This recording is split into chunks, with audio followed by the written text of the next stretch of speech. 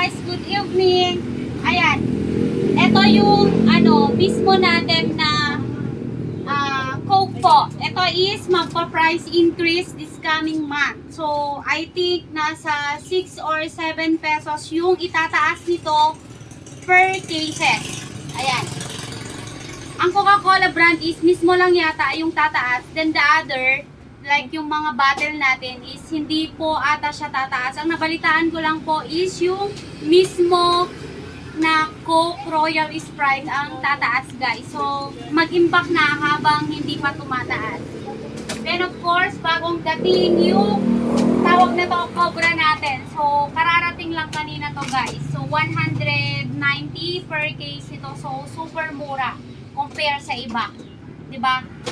Tapos, aside that, meron tayong Sting. Ayan, kinakamada nila. Ayan siya. Sting and Mountain Dew, same price guys. Pero ewan ko lang kung pati ito is tataas, mga to. Pero I'm sure, parang pag tumaas yung isang item na drink soft drinks baka lahat. Diba? Okay? That's it. Thank you guys.